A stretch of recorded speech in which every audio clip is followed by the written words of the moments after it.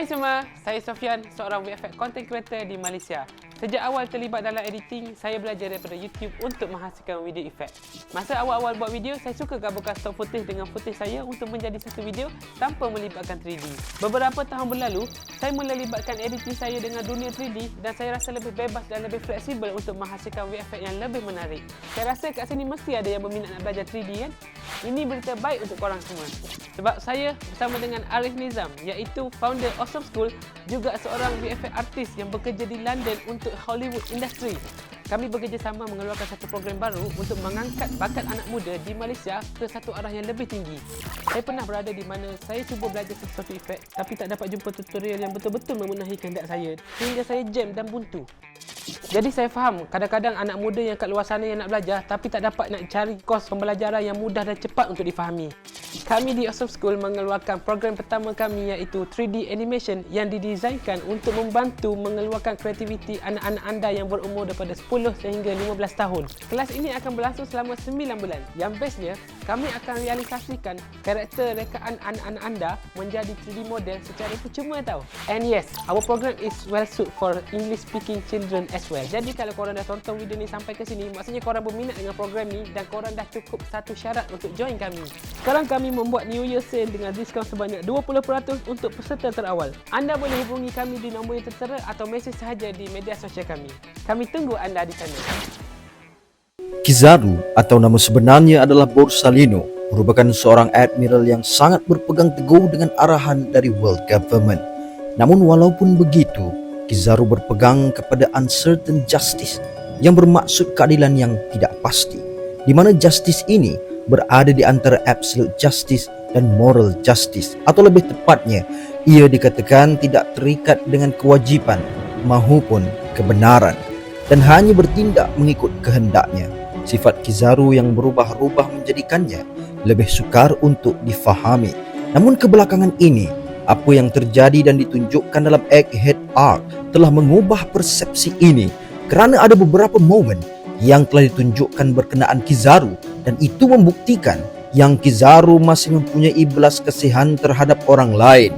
Tapi sehingga sekarang, walaupun pegangan Justice Kizaru tidaklah sekukuh Justice yang dipegang oleh Sakazuki Akainu, namun tetap Kizaru masih belum pernah mengkhianati Angkatan Marine maupun world government seperti Aokiji Kuzan.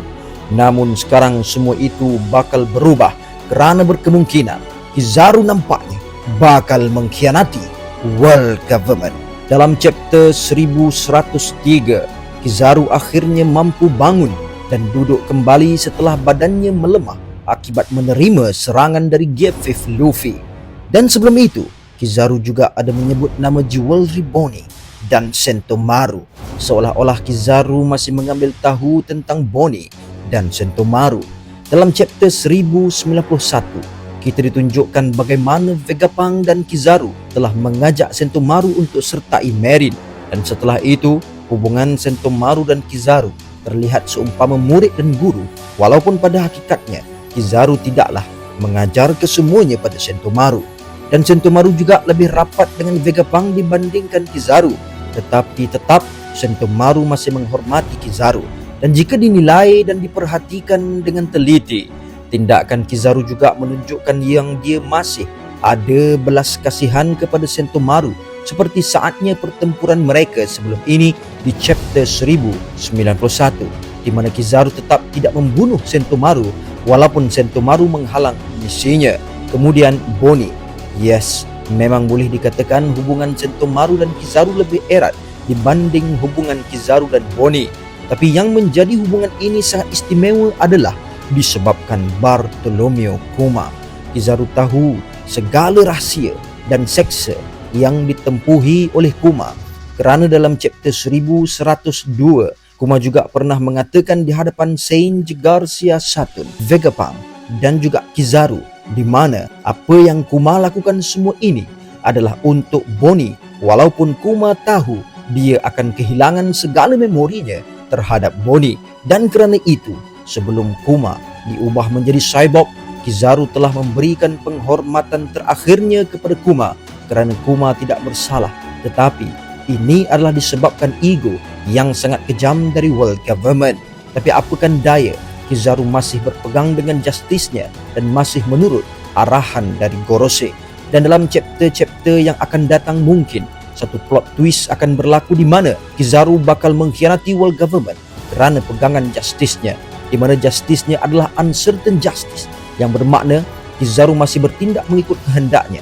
Kenapa sekarang baru Kizaru nak mengkhianati Senju Garcia Saturn dan bukannya sebelum ini?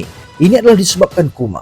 Kerana kita tahu dalam chapter 1103 juga, Kuma telah muncul di Egghead Island untuk menyelamatkan anaknya Bonnie. Dan situasi itu pasti membuka mata Kizaru kerana Kizaru sememangnya tahu keperitan, kesusahan hidup yang dihadapi oleh Kuma selama ini. Dan lebih tidak dijangkakan adalah Kuma pada saat menahan Senju Garcia Saturn itu adalah keadaan ketika Kuma masih lagi berada dalam keadaan sebuah cyborg. Namun tetap, walaupun tanpa memorinya, tapi mungkin disebabkan instingnya, Kuma telah muncul untuk menyelamatkan anaknya Bonnie dan bersiap untuk menghembuskan setiap keperitannya dalam satu tumbukan yang dia arahkan kepada Senju Garcia Saturn. Berkemungkinan dengan keadaan sebegini akan menyedarkan Kizaru yang sebenarnya keputusannya sebelum ini adalah salah. Selain dari itu, pengkhianatan Kizaru ini berlaku mungkin bukan hanya disebabkan Sentomaru, Jewelry Bonnie, Kuma, tapi juga kerana Monkey D. Luffy. Kerana impian Kuma ini ada hubungannya dengan Sun God Nika, Joy Boy, dan berkemungkinan ini ada kaitannya dengan scene yang berlaku dalam chapter 1103 di mana Luffy telah mendapat makanan yang begitu banyak dan memakan kesemuanya untuk pulihkan diri. Ramai yang tertanya-tanya dari manakah Luffy mendapat makanan itu, dan ada yang mengatakan ianya datang dari Karibu. Namun berkemungkinan orang yang memberikan makanan ini kepada Luffy adalah Borsalino Kizaru itu sendiri, disebabkan hanya Kizaru yang mempunyai kepantasan yang cukup laju untuk melakukan demikian. Sehingga kan kita dapat lihat bahkan Senju Garcia Saturn yang merupakan seorang Gorosei dan berada dalam mod hybridnya pun tidak perasan, dan tiba-tiba sahaja Luffy sudah mendapat makanan sebanyak itu. Kerana jika diperhatikan betul-betul, setelah Luffy berkata yang dia mahukan makanan, pada saat itu juga Kizaru mula menyebut nama Sentomaru dan Jewelry Bonnie. Namun ini bukanlah untuk membuktikan yang Luffy mendapatkan makanan ini hanya dari Kizaru, dan masih lagi kita mampu untuk bersetuju yang berkemungkinan ini juga disebabkan Karibu. Tapi apa yang mungkin kita dapat yakinkan bersama, ada terdapatnya kemungkinan besar Kizaru bakal mengkhianati world government, atau lebih tepatnya menentang Senju Garcia Saturn itu sendiri kerana pegangan uncertain justice-nya yang hanya mengikut kehendak diri. Kerana ini dapat dibuktikan apabila Kizaru bertarung dengan Sentomaru dan juga Luffy, di mana Kizaru langsung tidak serius dengan pertarungan itu dan hanya memfokuskan kepada misinya, iaitu untuk menghapuskan Dr. Vegapunk. Namun begitu, walaupun Kizaru mengatakan yang dia mahu tamatkan Dr. Vegapunk, tetapi tetap saat dia mahu melakukan sedemikian, dia masih teragak-agak untuk melakukannya. Ini sudah menunjukkan yang Kizaru masih tidak lupakan segala kenangannya bersama Vegapunk, Sentomaru, Kuma dan Jewelry Bonnie. Bahkan kita dapat melihat Kizaru juga pernah berpesta bersama Bonnie dan lain-lain, sehingga kan tanpa dia sedari atau tidak, dia juga telah menarikan tarian Nika yang tentunya itu datang dari Bartolomeo Kuma. Kemudian dalam chapter 1103 juga ada mendedahkan dialog antara Vegapunk dan Saturn ketika Vegapunk memaki hamun tindakan Saturn, di mana Saturn sendiri berkata Genie dulunya dikahwinkan dengan Celestial Dragon untuk dijadikan isteri ke-8. Bahkan Genie juga dieksperimenkan sehingga kan Genie mendapat satu penyakit yang tidak boleh terkena cahaya matahari, dan penyakit itulah yang menjadi punca kematian Genie. Dan tidak hanya Genie, penyakit itu turut diwariskan kepada Bonnie, dan sejak saat itu Kuma berjanji pada Genie yang dia akan sembuhkan Bonnie walaupun menempuh ujian seberat apapun. Bahkan Kuma juga sanggup mengorbankan hidup dan menjadi cyborg demi kesembuhan Bonnie, dan secara tidak langsungnya ini telah berkaitan dengan Vegapunk, di mana Vegapunk telah disuruh oleh Senju Garcia Saturn untuk menyembuhkan Bonnie dan menukarkan Kuma kepada cyborg. Sedangkan semua perbuatan ini datangnya daripada Senju Garcia Saturn. Dulu Kizaru mungkin belum tahu tentang keadaan ini, tapi dalam chapter 1103 ini, setelah Senju Garcia Saturn sendiri yang mendedahkan perkara ini, mungkin Kizaru akan sadar yang perbuatannya selama ini adalah salah, dan dia berada di pihak yang hanya mementingkan diri dan ego tanpa memikirkan kesengsaraan orang lain.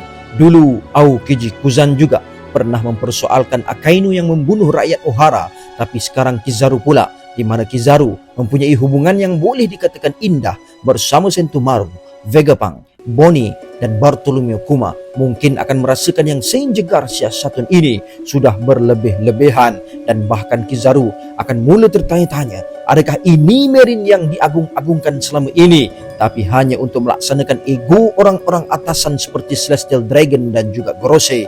Dan kerana ini, kita harus yakin tidak mustahil Oda akan tunjukkan satu plot twist yang cukup luar biasa di Egghead Island Arc ini, di mana Borsalino Kizaru telah mengkhianati World Government dan menentang Senju Garcia Saturn.